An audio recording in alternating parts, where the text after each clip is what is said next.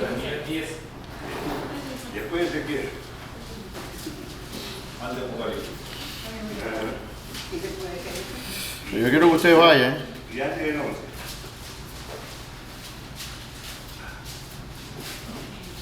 ¿Qué lo digo? Buscando la parte donde... Alirio, ¿me puede decir? Bueno, dice, en el año tercero de Ciro, rey de Persia, fue revelada palabra a Daniel llamado Belsasar, y la palabra era verdadera.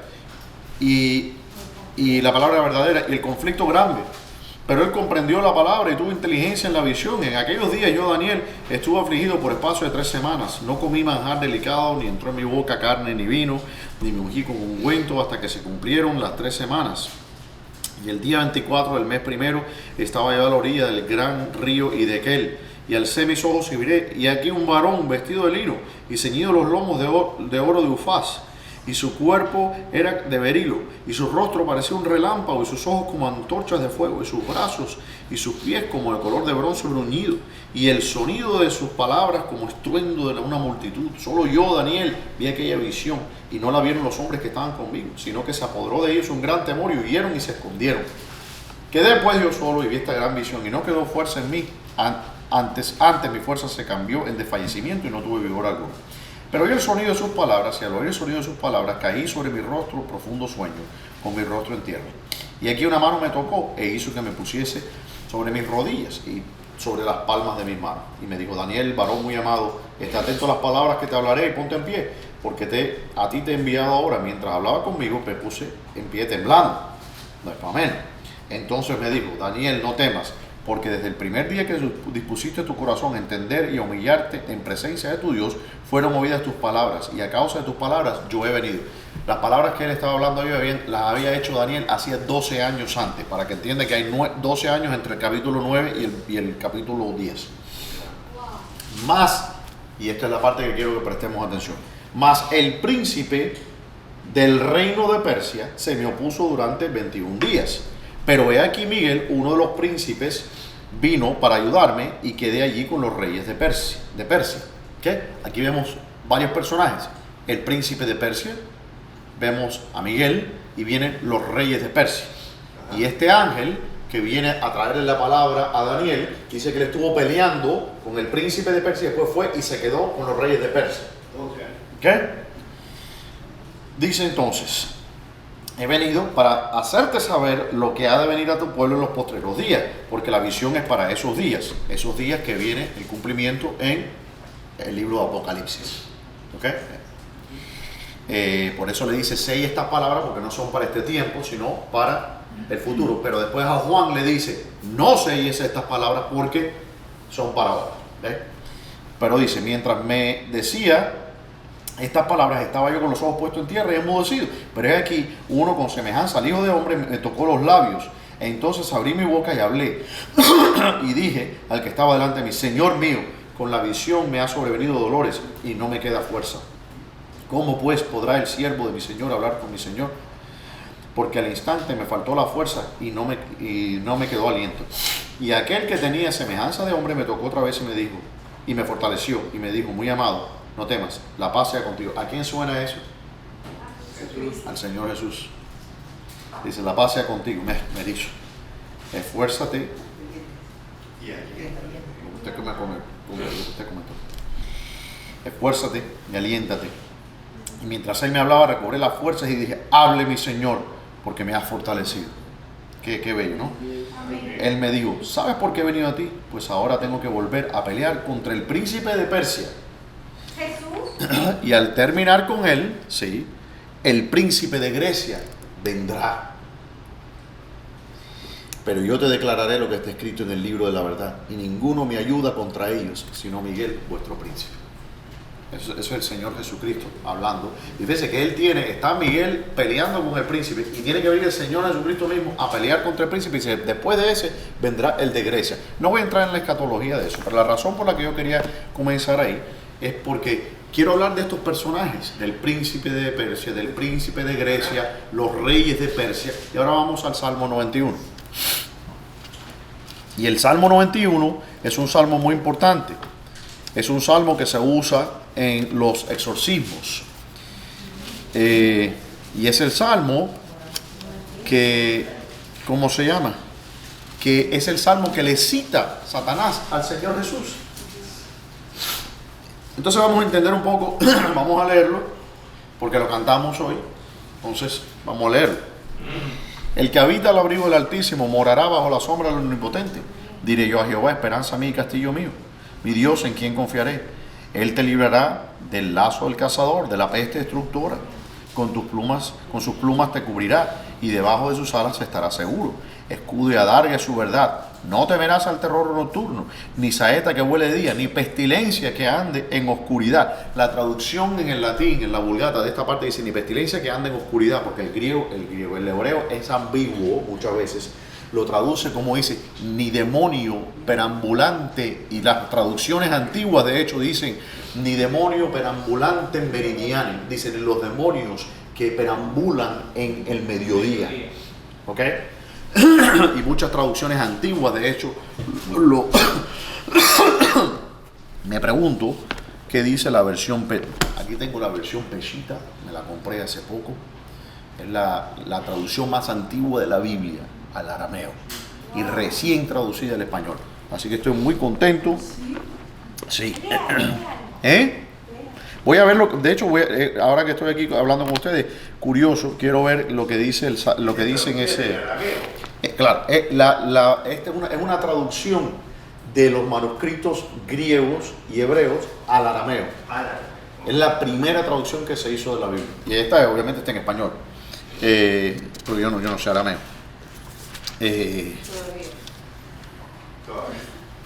Detalle.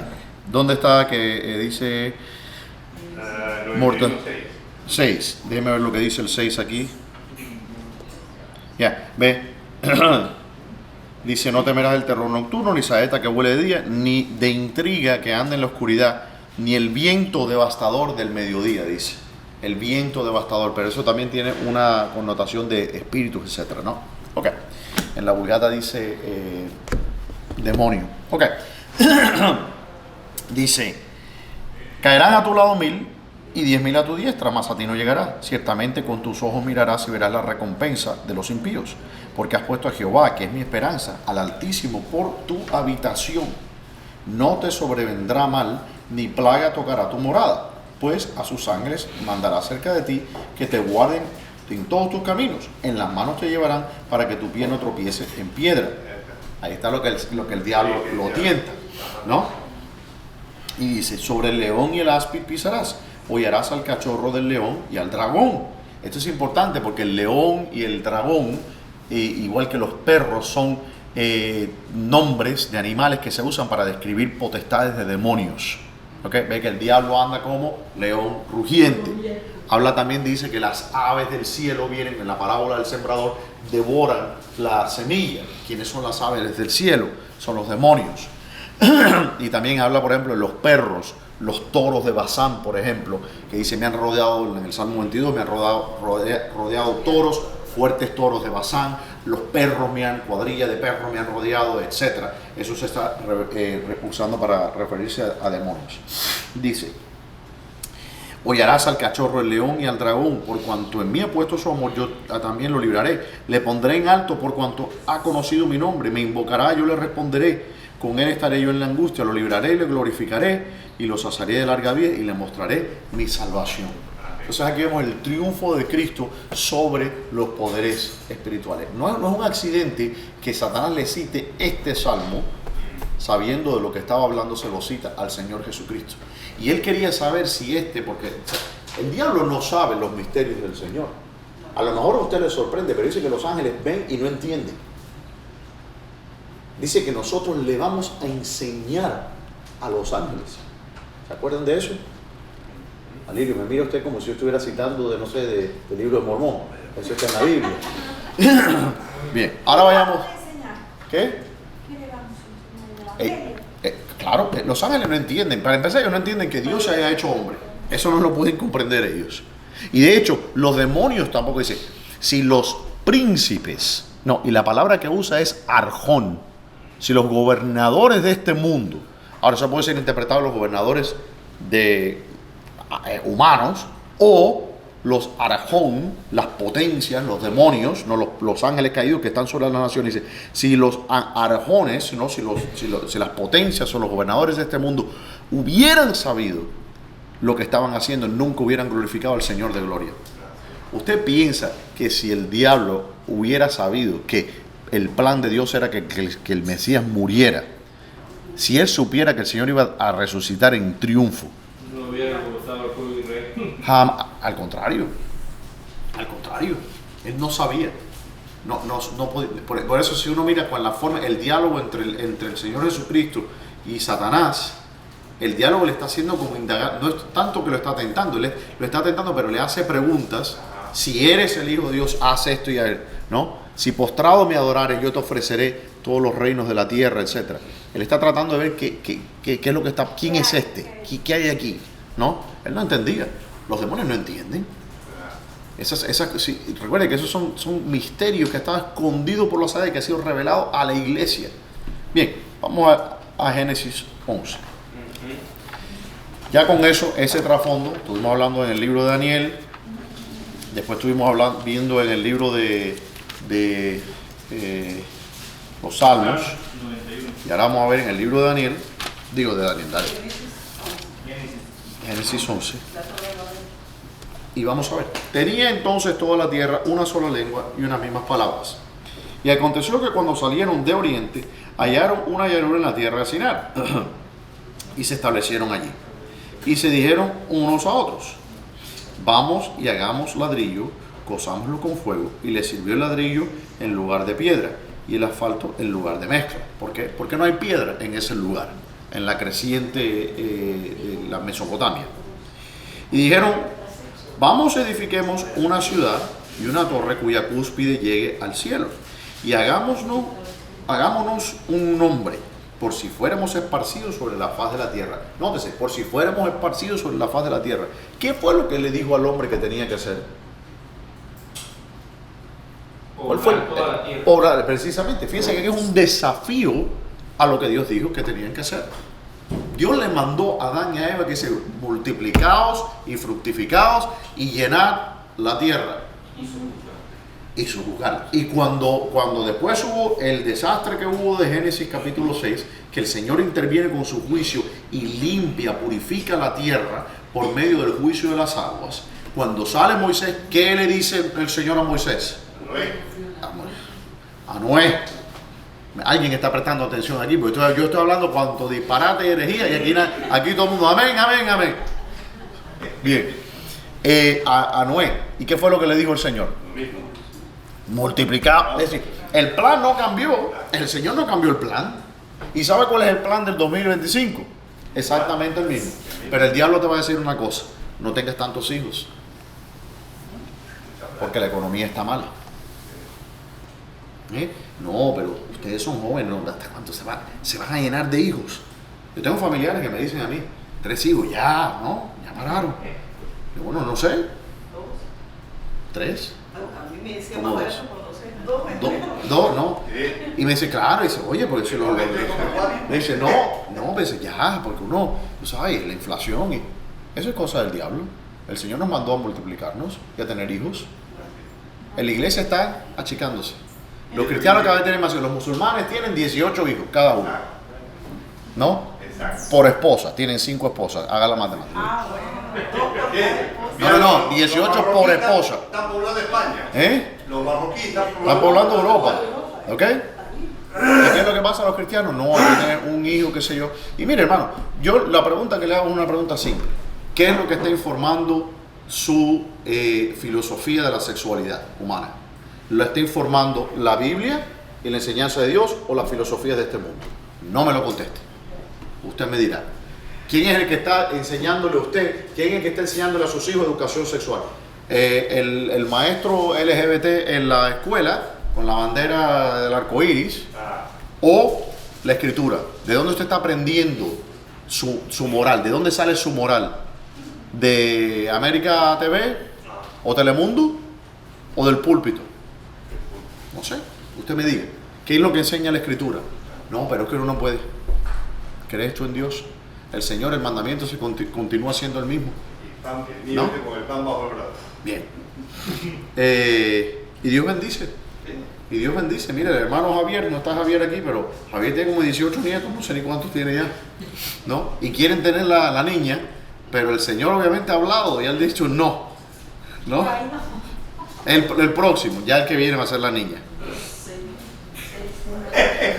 Tiene como 8 varones. No, la hija. Tienen 8, son 8. Sí, 6 Samantha y 2 Amanda. Y varones. Sí. Y varones. Todos varones. Ahí no. Y quieren la hembrita. Y los pobres prueban y nada. El Señor ha dicho que no. Yo me soy un cristiano. No. Sí. De buena obra. Así le. Están luchando la tierra, están cumpliendo Están cumpliendo el mandamiento. Bien. Yo la tomo en serio. Entonces dice esto, dice, por si fuéramos esparcidos sobre la tierra. ¿Saben qué cosa interesante?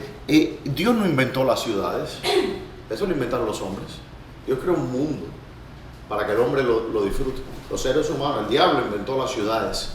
De reunirnos, estar juntos aquí, crear un templo en el medio de la ciudad. Y dice entonces, ¿y qué dice el 5? Y descendió Jehová para ver la ciudad y la torre que edificaban los hijos de los hombres. ¿Por qué desciende Jehová para ver la ciudad y la torre? Hermana, Jesús nació de la Virgen María hace 2000 años. Jesús no pudo haber descendido aquí porque no existía. ¿Cómo que no existía? Si No es existía. eterno? Es eterno. Porque el Hijo, el Logos, es eterno. Jesús es un hombre. Es Dios hecho hombre, pero Jesús no existía. Jehová es el Hijo. Y también es el Padre, es el nombre que tiene cada una de las personas. A veces se usa el nombre de Jehová para referirse al Padre, a veces se usa el nombre de Jehová para referirse al Hijo y a veces se usa para referirse al Espíritu Santo. En el capítulo 19 de Génesis, como podemos ver, los 2 ángeles, ¿no? Que ángeles significa enviados, queda Jehová con Abraham, ¿verdad? Entonces sale caminando y los ángeles, que son Jehová, dice que el ángel manda a caer fuego de Jehová del cielo. Y dice, y Jehová hizo caer fuego de Jehová del cielo. Entonces, Jehová significa yo soy. Es el nombre de Dios, yo soy el que soy. Entonces, pero no, Jesús no existía, porque Jesús es un hombre, es el Hijo encarnado en la humanidad. La parte humana de Jesús en ese rato no estaba. Claro que no, eso es un momento histórico en que Dios asume carne. Entonces no es que ese no es Jesús, ese es Dios Jehová. Y Jesús es Jehová, pero en la encarnación. Entonces hay que ser cuidadosos también con eso, ¿no? En decir que ese es Jesús, no es Jesús. O algunos incluso dicen, bueno, es una cristofanía. No es una cristofanía. No, a mí ese término no me gusta porque Cristo significa ungido. Cristo es la encarnación. No hay Cristo sin Jesús. Pero sí hay hijo sin Cristo, sin el ungido. ¿Entiendes? El Hijo, el Padre, Hijo y Espíritu Santo siempre han existido. Esa es la Santa Trinidad. Dios es una Trinidad. La segunda persona de la Trinidad, el Hijo, siempre ha existido. Asumió la naturaleza humana. Esa asunción de la naturaleza humana, esa encarnación, es Cristo, es el ungido, es Jesús. ¿Ves? Pero el Hijo, el Verbo, ha existido eternamente, antes de la encarnación. ¿Ok? Bien. Entonces, vemos que estas personas dicen... Descendió. 5. No, 6.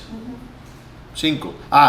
Jehová dice aquí... No, espérate, sí, él descendió. ¿Por qué descendió? Ok. Hay que entender un poco lo que es la teología del Medio Oriente en ese entonces. La pirámide que ellos construyeron, o el zigurat, ¿saben qué es un zigurat? ¿Alguien sabe qué es un zigurat? Yo estaba buscando en los libros de arqueología porque quería traérselos y no... pero si yo tenía agua aquí, mira qué bien, no la vi. Un zigurat es un templo, básicamente, la torre que está hablando es un zigurat. Fueron la civilización empezó en Sumeria, ¿se acuerdan? En Sumer. Y los zigurats eran unas estructuras que se hacían con ladrillo cocido, ¿okay? Una de las más grandes, de hecho, todavía existen en Irak. Bueno, Irak es donde estaba Babilonia.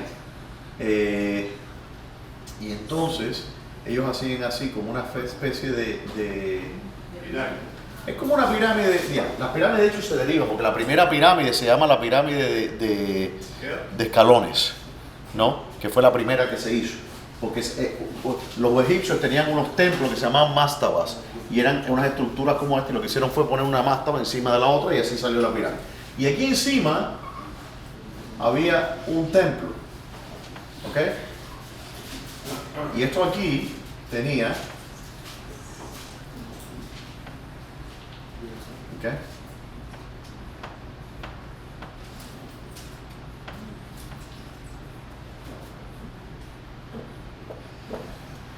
Y aquí tenía algo similar, otra escalera.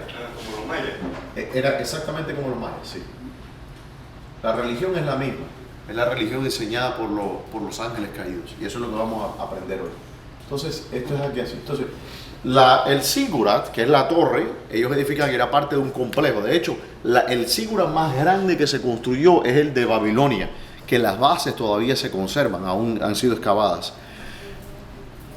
¿Y cómo pudieron hacer eso tan grande si no había máquinas?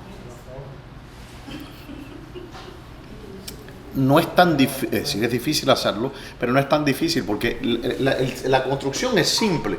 Si uno lo mira, porque son secciones, se construye esta parte y después se construye la otra parte encima, no necesita grúas, ¿ves? Son plataformas, yo hago una plataforma, subo la plataforma a otra, así es sucesivamente. Lo que no vemos en la antigüedad, que eso es lo que yo siempre le digo a aquellos que siempre están hablando de que son los extraterrestres, lo que usted no va a ver en la antigüedad son construcciones verticales. Usted nunca va a ver un rascacielos. Eso no existía. No había la tecnología para hacer eso.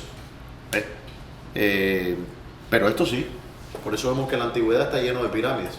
Es la estructura básica más fácil, por decir así, de hacer. Está en los mayas, está en Egipto, en Guatemala. Los incas. De hecho, la pirámide más alta en Cuba no. En Cuba, no, los aborígenes de Cuba eran bien primitivos. Según Colón dice que los perros que él encontró en Cuba ni siquiera ladraban. Le tenían miedo a Fidel. No, pero en serio, dice que eran un pueblo muy dócil. No sé qué le pasó a los cubanos, pero bueno, parece que en ese entonces eran muy dóciles. La pirámide más alta en Latinoamérica está en Guatemala, la más grande, en Petén. Pero eso lo hicieron los ángeles caídos. No, eso lo hicieron los mayas. ¿Cómo que los ángeles caídos, hermana? Los ángeles caídos no. No. Los ángeles enseñaron falsas religiones a los hombres. ¿Ok? Esto lo hicieron los hombres, no los ángeles caídos. Los seres humanos construyeron esto como un templo para hacer bajar a Dios. Por eso es que dice que Dios bajó, ¿no? La función del templo, ¿ok? Porque fíjense lo que dice, la torre es que llegar a dónde. Hagamos una torre ¿para qué? Para que llegue al cielo. Pero no era para ellos ir al cielo, era para que los dioses bajaran. ¿Estás enseñando del cielo o...?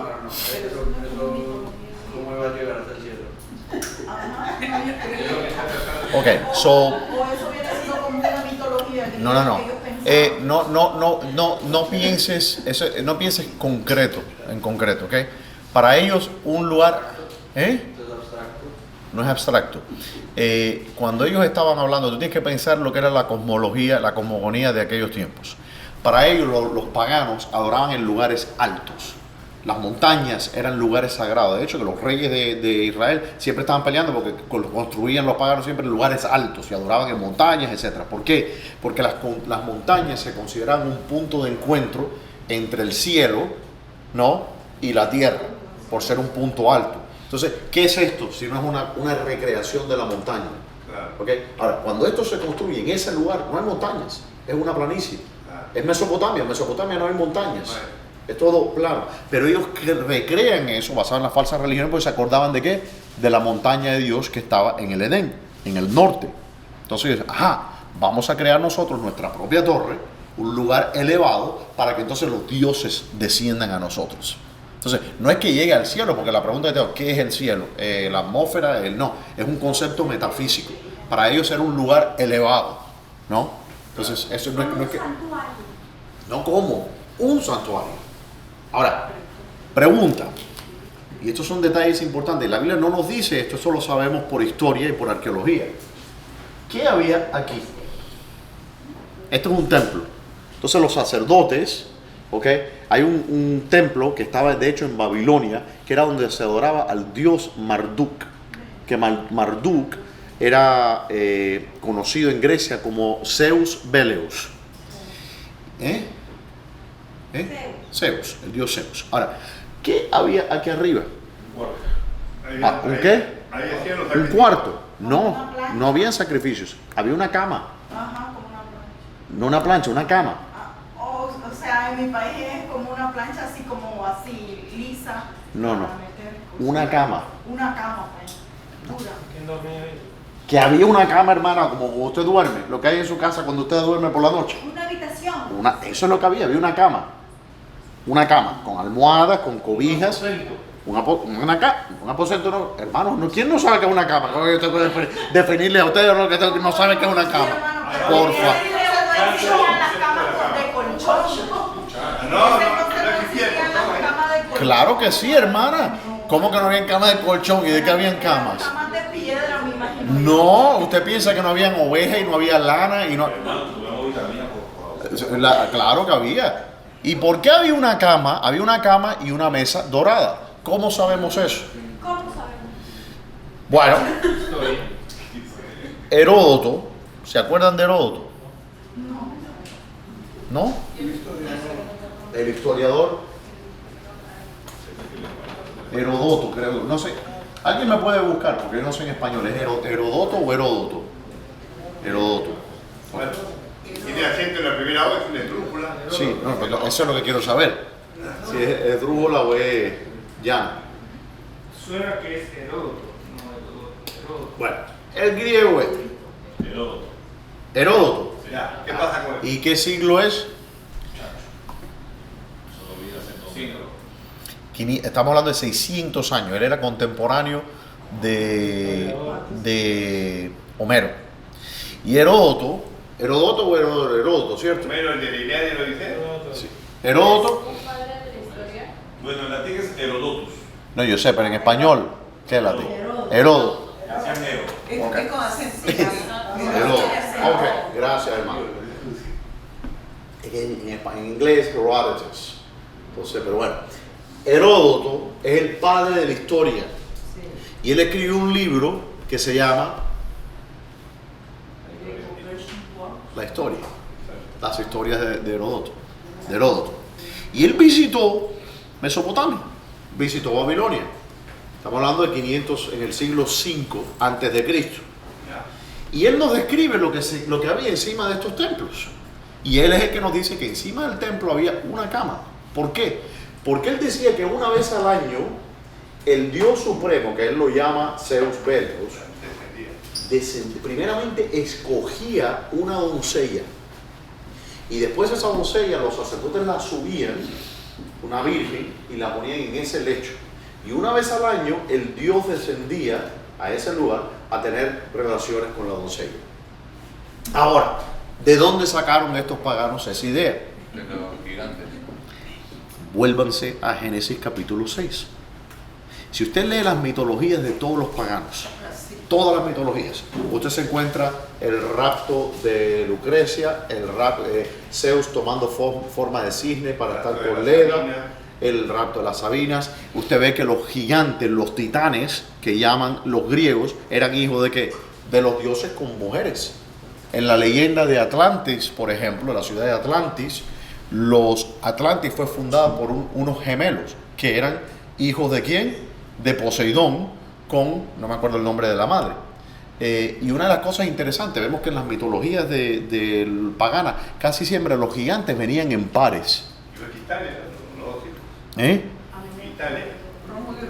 Rómulo y Remo, los fundadores de Italia. Entonces, vemos que ese concepto de los dioses descendiendo y teniendo relación con mujeres y produciendo estas criaturas. Eso ya lo hablamos en el capítulo 6. Dios destruye el mundo por medio de un diluvio. El mundo que estamos viendo tiene muy poco semblante con lo que fue el mundo anterior. Sin embargo, estas mismas cosas vuelven a ocurrir. Pero ahora ocurre algo interesante. dice aquí, ahora pues descendamos, ¿ok? Dice 6, y dijo Jehová, es que el pueblo es uno, y todos ellos tienen un solo lenguaje, y han comenzado la obra, y nada les hará desistir ahora de lo que han pensado hacer. Ahora pues, descendamos y confundamos allí su lengua, para que ninguno entienda el habla de su compañero. Así los esparció Jehová. Dios los obliga a cumplir lo que Él mandó. Así los esparció Jehová desde allí sobre la faz de toda la tierra, y dejaron de edificar la ciudad. Dios usa el plural, bueno, porque Él es la Trinidad. De hecho, la palabra Elohim que se usa es una palabra plural. Pero dice entonces, por esto fue llamado el nombre de ella Babel, porque allí confundió Jehová el lenguaje de toda la tierra, y desde allí los esparció sobre la faz de toda la tierra. De hecho, la palabra nuestra balbucear viene de Babel, y los bárbaros también. Ella se nos complicó la cosa porque tanto lenguaje Que eso vemos que recuerden que la historia, todo es una cosa que es hermosa, como Dios moldea la historia. Todo comenzó en el jardín del Edén, ¿okay? Con la expulsión de Adán, de la imagen de Dios. Y el camino se recorre todo hasta que la imagen de Dios es nuevamente reintroducida en el templo, que es Cristo, ¿no? Él es la imagen de Dios. Entonces, vemos que todo esto va teniendo su cumplimiento. Vemos que en el día de Pentecostés, lo que ocurrió aquí en Babilonia, se deshace, por decir así. Pero algo interesante ocurrió aquí. Yo quiero que vayan conmigo a Deuteronomio, capítulo 32.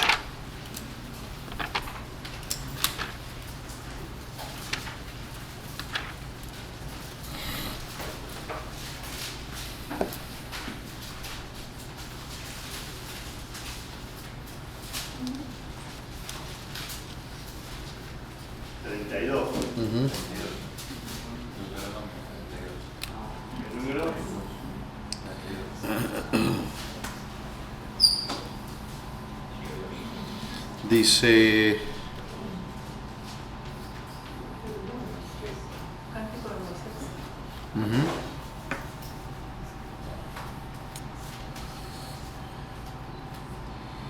vamos dije 32, claro, me pasé, espérese. Dice, sí, pero estoy buscando otra cosa.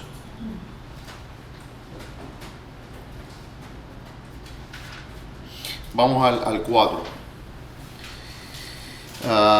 Dice, Él es la roca cuya obra es perfecta, porque todos sus caminos son rectitud. Dios de verdad y sin ninguna iniquidad en Él. Es justo y recto. La corrupción no es suya. No es suya. Eso dije. Sí. Perdón, yo oí eso. La corrupción no es suya. Está hecho bien. Lo que es suyo es la sordera. ¿Qué versículo? Estamos en el 5. Deuteronomio 32, 5. No sé dónde estás tú, pero no creo que estás muy cerca de él. De sus hijos es la mancha, generación torcida y perversa. ¿Así pagáis a Jehová, pueblo loco e ignorante? ¿No es Él tu Padre que te creó? ¿Por qué le dice eso a Israel? Porque Dios creó de una manera sobrenatural al pueblo de Israel de los lomos de Abraham. Él te hizo y te estableció. Acuérdate de los tiempos antiguos. ¿Qué tiempos antiguos se está hablando? Cuando la Biblia nos habla de tiempos antiguos, cuando en el Viejo Testamento se habla de tiempos antiguos, ¿de qué tiempos antiguos está hablando? Antediluviano. Antediluviano. Ahora nos está diciendo antediluviano. Acuérdate de los tiempos antiguos en la otra creación. Dice, de los tiempos antiguos, considera los años de muchas generaciones. Pregunta a tu padre y él te declarará, a tus ancianos y ellos te dirán, cuando el Altísimo hizo heredar a las naciones. Y aquí está viendo, ¿cuándo es que el Señor hizo heredar a las naciones? En el capítulo 11 de Génesis. ¿Heredar qué? Okay. Cuando hizo dividir a los hijos de los hombres, estableció los límites de los pueblos según el número de los hijos de Israel. Porque la porción de Jehová es su pueblo, Jacobo, la heredad que le tocó. Ahora yo quiero que ustedes entiendan esto. Cuando la torre de Babel es estable, cuando se dispersan en el tiempo de Babel, que Dios divide las naciones, etc., Él entrega, porque él dice, ellos son todos uno, pero están a una las naciones están a una en contra mía. Por tanto, Dios se divorcia de ellos. Dice, váyanse, no quiero más nada con ustedes. Los dispersó y los pone, los entrega bajo el dominio de estos ángeles y estas potestades. Recuerden Daniel, el príncipe de Persia, el príncipe griego, cuando le habla al rey de Tiro. ¿Ve? Todos estos son principados, son potestades angelicales que están sobre las naciones del mundo. Dios los entregó, por eso dice aquí en la Escritura, cuando el Altísimo hizo heredar a las naciones. Cuando Satanás viene y le dice a Cristo, dice, si postrado, dice, todos los reinos de la tierra son míos. ¿Por qué dice? Porque me fueron, ¿qué dice? Dados. ¿Quién se los dio? Dios. Yo he escuchado mucha gente decir, Adán no le dio nada a nadie. Dios los entregó. ¿Cuándo se los entregó? Cuando hizo heredar a las naciones. Y le digo, ustedes no me quieren más como Dios, entonces yo los entrego a estos falsos dioses, los ángeles caídos. Y ahí es donde usted ve todas las mitologías. Que todas las mitologías, es una cosa interesantísima. Usted puede ver la mitología de los mayas, es igual. Cambian los nombres un poquito, la historia, pero es lo mismo. ¿Okay? Es la misma enseñanza demoníaca y diabólica. Solo una nación era de Dios. Por eso Dios dice, si yo les entregué todas las naciones bajo los ángeles, ustedes no me van a servir a mí, los voy a poner entonces bajo el dominio de estos ángeles caídos. Pero Él crea una nación y dice, cuyo Dios es Jehová, la niña de sus ojos. Y por eso dice aquí, dice, porque la porción de Jehová es su pueblo. Que dice, Jacobo, la heredad que le tocó. Dice, de todas estas naciones que Él entregó bajo el dominio de Satanás y sus secuaces, Todas menos una. Él crea una nación nueva. Él dice, quédate con todo, quédense con todo esto. Y se lo entregó a Satanás. Dice, porque todos los dominios a mí me fueron dados por Dios. Pero hay una nación que dice, esta no es tuya, yo me voy a crear una nación nueva. ¿Y por qué cambiaría de opinión de nuevo? Es que no cambió de opinión. ¿Quién cambió de opinión? Abraham salió de Entonces esa Israel nación. es el pueblo de Dios. Pero ya veo por dónde viene la cosa. Israel fue el pueblo de Dios hasta que vino el Cristo. El propósito de Israel es que viene el Cristo. Y después que Cristo viene, muere y resucita, ya, ¿qué es lo que pasa? Entonces ahora Cristo viene y dice que Él despojó a Satanás. De todas las naciones. ¿De qué lo despojó? De los reinos y las naciones que habían puesto sobre Él. Entonces, ¿qué pasó? Dios, están las naciones que están bajo los demonios. Dios crea a Israel. De Israel viene Cristo. Y aquí viene Israel. Todos los siglos que pasaron, Israel con Dios. En más altas y bajas. Aquí está Israel. Nace el Cristo. Cristo triunfa. Y de repente ahora Israel, ¿qué hace? Conquista a Canaán. Lo que ocurrió con Josué. Josué es Joshua, que es el nombre de Cristo. El nombre de Josué él era Oseas, no era Josué. A él se le cambió ese nombre. El nombre de Josué es un título que se le da a Josué. Y Josué viene, ¿qué hace? Entra en la tierra de Canaán. ¿Para qué? Para poseer, o más bien desposeer a las naciones y tomar posesión. Eso es lo que hizo Cristo cuando Él despoja a Satanás. Hubo una guerra, que nosotros no vimos obviamente, cósmica. Como lo vimos en el libro de Daniel, que está el Señor peleando con el príncipe de Persia. ¿Ve? Y con Miguel. ¿Qué pasa? Cuando esto ocurre, hay una desposesión de las naciones. A un nivel cósmico, nosotros no vimos eso. Satanás es echado a tierra, es despasado, y Cristo toma. Ahora han venido a ser el reino de Dios, como dice en el Apocalipsis. Ahora las naciones han venido a ser del Señor, de su reino. Entonces, ahora, Él ha sido desposeído. Entonces ya no hay Israel y las naciones. Ahora todas las naciones han venido a ser a Cristo. Por eso dice, donde no hay judío, ni escita, ni griego, sino que todos son uno en Cristo. Y eso es lo que pasó en Pentecostés.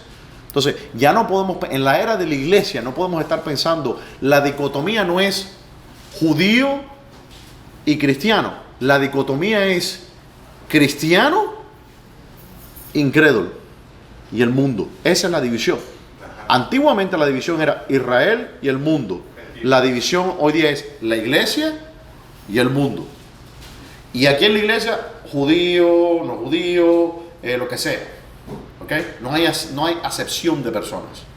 No es incrédulo, iglesia y judíos. ¿Ve? No es así la cosa. O sea, fue hasta que vino Cristo se consumó todo. Cuando el Señor viene, Y Claro. Y él despojó a Satanás. Todo eso había sido un plan de Dios para traer al Mesías y salvar al mundo. Entonces por eso cuando nace Cristo y Cristo triunfa y Cristo resucita y toma la posesión nuevamente, los reinos del Señor, entonces ¿qué hace Él? Ya no hay más Israel, el cumplimiento ya se cumplió, ¿no? Entonces es la iglesia. Israel, la iglesia es la culminación o el cumplimiento de Israel. ¿Ok? Sí. Una cosa maravillosa que Abraham, nuestro padre Abraham, viene de Ur de los caldeos. Ujú. Caldeo, Sí. una nación pagana Sí. que estaba bajo el dominio de Satanás. Sí. Pero el Señor en su inmensa misericordia lo toma a Abraham, lo saca, lo ¿Por selecciona. qué lo saca? No sé cómo fue la cosa. Pero ¿por qué lo saca? Hay una historia interesante que está creo que en Primera de Samuel. ¿Se acuerdan en Primera de Samuel que había un dios Dagón? ¿Se acuerdan del dios Dagón? Y que los filisteos habían tomado el arca del Señor y habían metido el arca del Señor En el templo de Dagón. en el ¿Y qué pasó? Ah, sí. Amaneció La- un día amaneció la estatua postrada delante del arca. Al siguiente día estaba quebrado los brazos Y la cabeza. Y la cabeza. Y después de eso, ¿qué dice? Que los sacerdotes de Dagón, hasta hoy día, dice, no pisan ese umbral. ¿Se acuerdan? ¿Se acuerdan de eso? Que desde ese entonces no pisan el umbral. ¿Por qué no pisan el umbral? No pisaban, ya no existe esa religión. ¿Por qué razón no pisaban ese umbral? Entiendan la mente, la teología del Antiguo Testamento. La tierra del Señor, ¿okay? Eso era terreno santo de Jehová. Por eso, ¿cómo se llama este leproso? Naamán pide 2 mulas de tierra, porque él se iba a ir ¿para qué? Para el lugar del diablo y de estos falsos dioses. Pero él tenía que tener un pedacito de la tierra del Dios verdadero, porque él no puede adorar al Dios verdadero en la posesión de los dioses falsos. Entonces él se pide 2 carretas. Usted tiene que entender el pensamiento del Antiguo Testamento, la teología del Antiguo Testamento. Él lleva esas 2 carretas, me imagino que lo habrá echado en su tierra, ¿no? Y eso lo convirtió. De hecho, si ustedes van a Tampa algún día, hay un parque que se llama el Parque Martí. Y el Parque Martí es territorio nacional cubano. No sé si ustedes sabían eso, los que vayan a ¿Dónde Tampa. está? En serio. Sí, sí, escuchaba. Es un parque, que ese parque fue donado. Ahí había una casa de un patriota cubano. José Martí se quedó ahí. Cuando el último descendiente murió, se donó y se hizo una transacción legal, aprobada por el Congreso americano, todo eso. Ese parque, cuando usted entra en ese parque, está en territorio cubano. Y se trajo tierra desde Cuba y se echó en ese parque. Entonces, ese territorio es la única, es curioso, es la única nación Libre.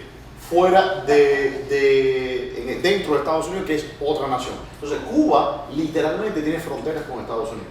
Literal. Entonces, cuando un día visiten a Tampa, algo curioso, se llama el Parque Martí.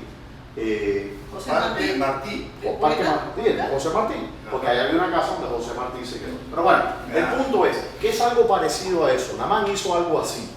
Este pedacito de tierra que yo traje de Jerusalén es ahora, ya no es Filistea ni es Asiria, es Tierra Santa. Esto es el dominio de Jehová. Aquí puedo adorar. Quítate los pies porque esta tierra es santa. Los sacerdotes de Dagón dicen que nunca más volvieron a pisar. Imagínense qué incómodo estar yendo a un altar donde usted va a adorar. El dios pagano se cayó ahí, frente, y Dios le despegó, le quitó sus brazos y su cabeza. Son una señal de que del juicio. Dice que ellos nunca más podían pasar por ahí. Dice que yo imagino el trabajo pasarían por aquí para poder subir al altar. ¿Por qué? Porque en ese territorio donde el dios fue abatido, ya no le pertenecía a Dagón. Ese pedacito de tierra ahora le pertenece al Dios que conquistó a ese Dios pagano, a Jehová. Y por eso ellos no podían pasar por ese lugar. Porque ya eso había sido desacrado para Dagón y había sido consagrado para Jehová. Lo dice en la Escritura, si ustedes ven ese pasaje, dice que los sacerdotes no volvieron a pasar por él. ¿De qué van a hablar? El tema de Abraham, que Abraham sale y le dice, sal de Ur de los Caldeos y lleva a la tierra que yo te voy a dar. Y donde quiera que anduvo Abraham, por eso Dios estaba en Abraham escatológicamente. Si usted mira el viaje de Abraham, fue el mismo viaje que hizo Israel. Abraham va a Egipto y le miente al faraón y caen plagas sobre Egipto, igual que pasó con los israelitas. Sale de Egipto y le dan riquezas y se va, así como pasó después a sus descendientes. Entonces, hasta que él conquiste esa tierra queda consagrada a Dios. ¿Ve? Entonces, esto pasó aquí con las naciones, pero y no puedo seguir porque nos estamos ya extendiendo. Pero, hermano, discúlpeme. ¿Qué le dio a Abraham? ¿Qué le dio a espere. Abraham? No sé, ya eso le tiene que preguntar al Señor cuando lo vea. Volviendo al tema de Israel, no sé dónde leí yo en la palabra en el Nuevo Testamento que lo comparan a Israel como el árbol, ¿verdad? Y que los gentiles fuimos Sí. injertados de ese árbol. Sí. Pero, o sea, el pueblo en sí de Israel, Dios es Israel, pero nosotros somos parte de ese pueblo. No, ok, no. Eso está en el libro de los Romanos, ok, donde dice, no te ensoberbezcas tú, porque tú eres un injerto. Dice, si no tuvo el Señor, ¿cómo se llama? No pasó por alto no me acuerdo cómo dice exactamente. Le dijeron Sí. olivo injertado. Claro, la higuera. La natural. Las ramas naturales. Sí, la planta natural menos el injertar. Pero ahora, eso no significa que hay dos pueblos, porque nosotros estamos injertados. Es decir, ahora, Si se injertado es parte de ese injerto. pero Israel, el secreto que estaba escondido por las edades, no era Israel, era la iglesia. Israel, por eso dice, los suyos vinieron y los suyos no le conocieron. Cuando él vino a cumplir las promesas de Israel, ¿qué promesas vino él a cumplir Israel? Olvídense a los gentiles. ¿Qué vino él a cumplirle a los judíos? La iglesia. La iglesia. Las promesas del Espíritu Santo que iba a descender sobre los judíos. Pentecostés. Fueron judíos. Ahí no habían gentiles. Los gentiles ocurrieron después. Hubo otro Pentecostés, creo que está en Hechos 10, con Cornelio. Pero Pentecostés. Entonces la iglesia, ahí vemos la transformación de Israel en la iglesia. Y nosotros hemos sido injertados en eso. Entonces, ya no hay división, porque Pablo mismo dice, no son judíos, ¿ok?, los que tienen la circuncisión en la carne, sino aquellos que dicen son circuncidados en el corazón. Dice, esos son los verdaderos judíos. Y de hecho también nos hablan en otros pasajes en la Escritura. Entonces, no es que Israel, y cuando hablamos de Israel, los judíos por su carne en sí tienen algún mérito o algo especial con Dios. No, sí tuvieron un origen sobrenatural, eso es cierto, pero eso se puede decir también de toda la humanidad, porque toda la humanidad tuvo un origen sobrenatural en Adán. Obviamente, porque en Israel pasa de todo, hay crímenes y todo, ¿verdad? No, Israel ya la nación de Israel como función Ya fue ya. era producir a un Mesías, que era el Mesías no solo de Israel, sino de todo el mundo. Cuando dice Dios, el Padre, que cualquiera que bendiciera a Israel, lo bendecirá a esa persona también. Sí. Y cualquiera que maldijera a Israel, lo va a maldecir. Sí. Ahora, sí, eso es cierto. Cuando esa promesa fue dada, ¿quién la dio? Dios. Isaac. Isaac lo dijo. Cuando Isaac le da la promesa, ¿se acuerdan de la promesa? ¿Dónde está eso? En Génesis. 12:13. ¿Ah? 12:13. Abraham. ¿Qué dice? Digo Isaac, I'm sorry. Abraham. 12:13. Espérense un momento.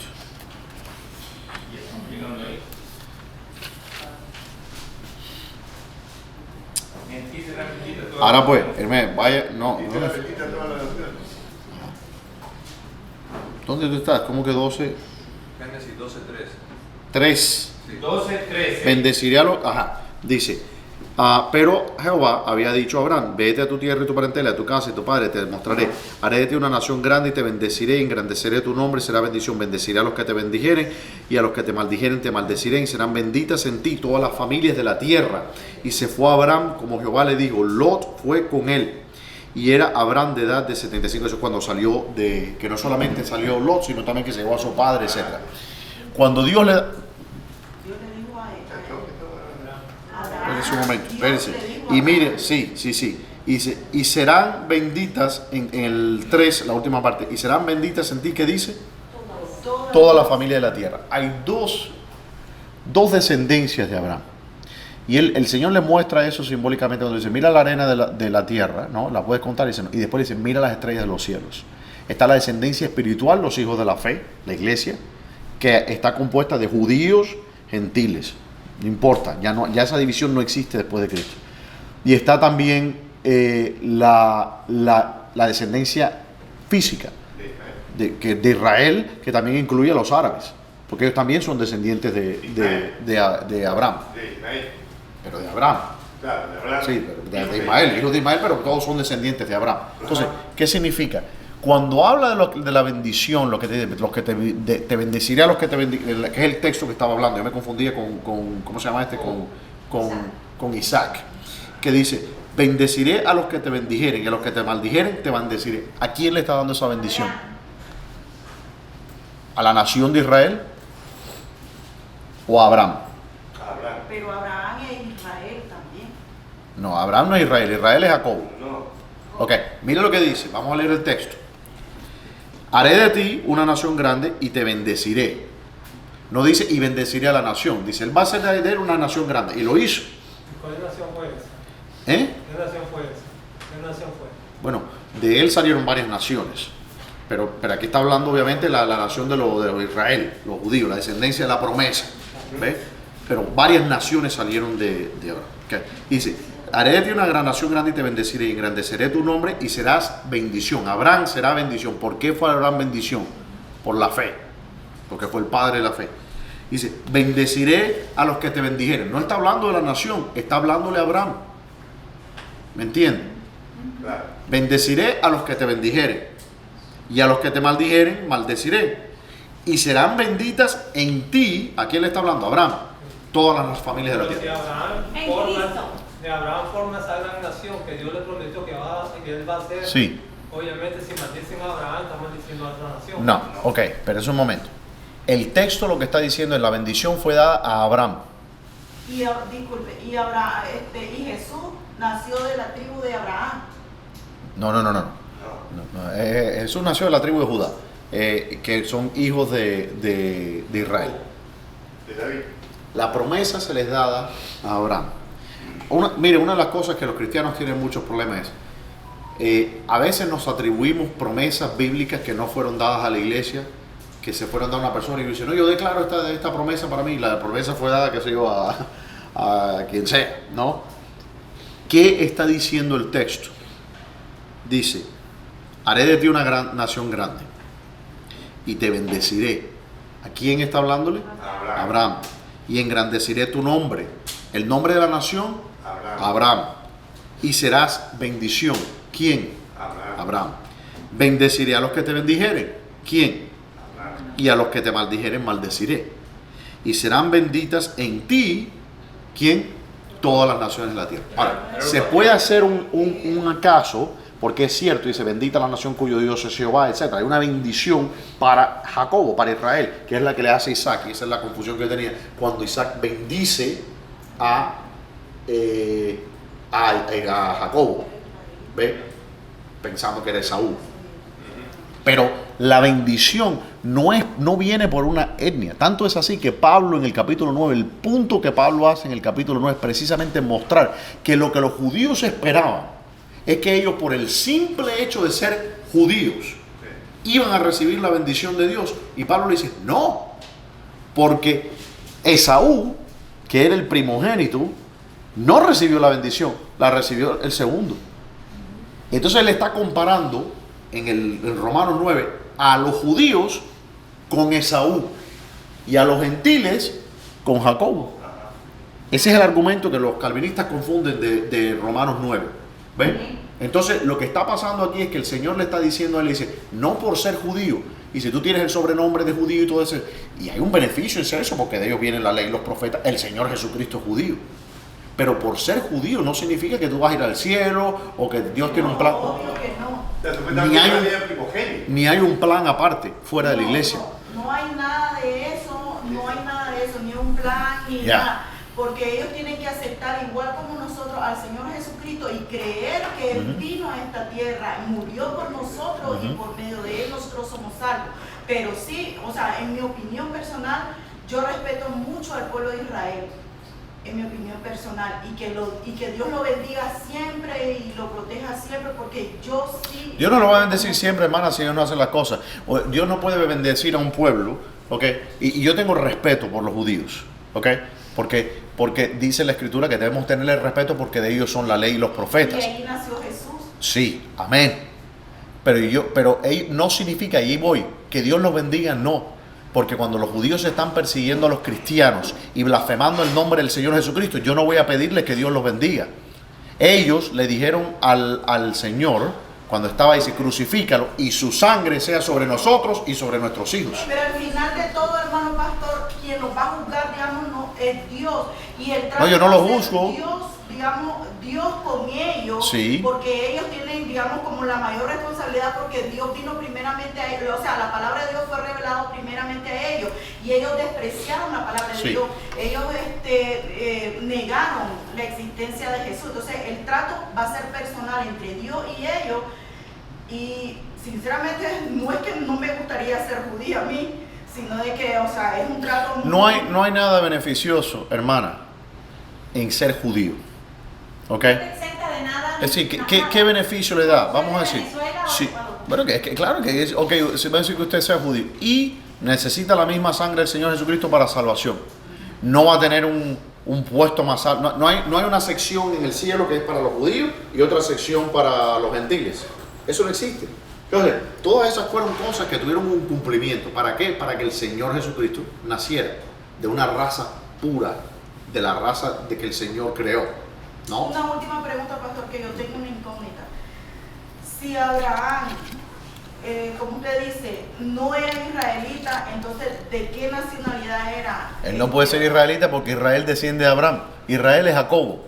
Jacobo se le cambió el nombre y se le puso Israel. Pero usted, Él era hebreo. Él era caldeo, no era hebreo. no viene de lo mismo israelita. No. Él era pagano. Ok, Abraham era pagano. De Caldea. Era caldeo.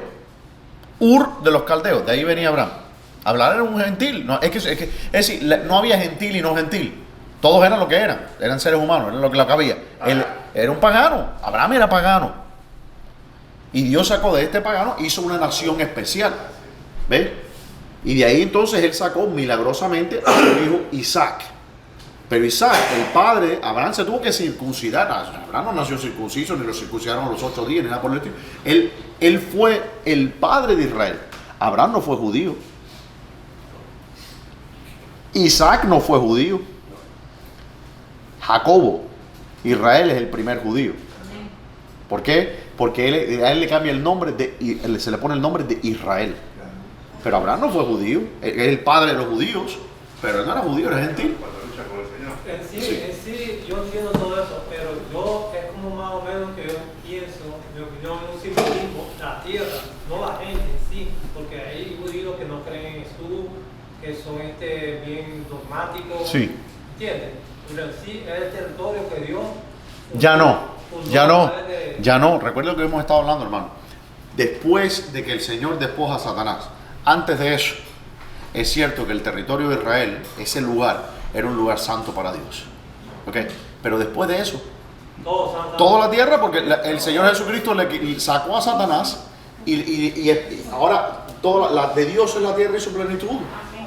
Amén. Entonces ya Israel no es un lugar santo. Usted ve Israel a Jerusalén, ¿qué beneficio le da espiritual? Ninguno. Me encanta, precioso y espiritual en el sentido que nos eleva. A mí me encantaría ir donde estaba el templo y ir a la iglesia del Santo Sepulcro, todas esas cosas. Amén.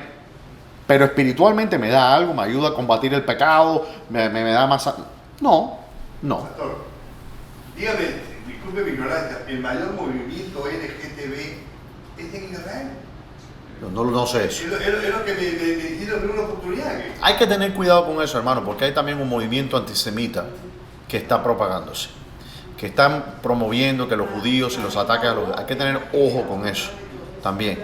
Y los judíos que le echan la culpa de todo, que si la crisis, es decir, al final de cuentas los judíos siempre van a cargar con los platos rotos. Hay que tener cuidado con eso también, ¿ok? No de elevarlos, que muchos cristianos a veces los elevan como que si las cosas judías fueran algo, tuvieran un poder místico. ¿Eh? Sí, no, y a veces los cristianos que se ponen los mantos para orar y asumen costumbres que no son judías. Esos son costumbres, eso se llama el judaísmo rabínico. En la escritura nos dice claramente que uno no podía cubrirse la cabeza. Bueno, Pablo nos dice eso, que el hombre no debe de cubrirse la cabeza cuando ora. Y uno a veces se encuentra cristianos que se están poniendo la cobertura, la yamaca o la kipa y se ponen la manto. ¿Dónde está eso? ¿Qué cristiano hacía eso?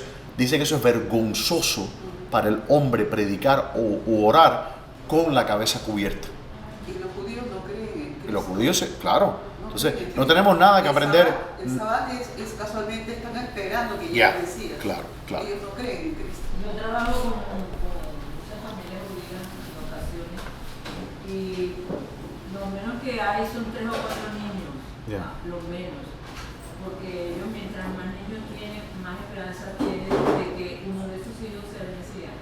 Más interesante. Bien, vamos a orar entonces y para partir. Padre Celestial, te damos gracias por este día. Bendice tu palabra, Señor, y ayúdanos a seguir creciendo en tu conocimiento y sabiduría. En el nombre de Jesús. Amén.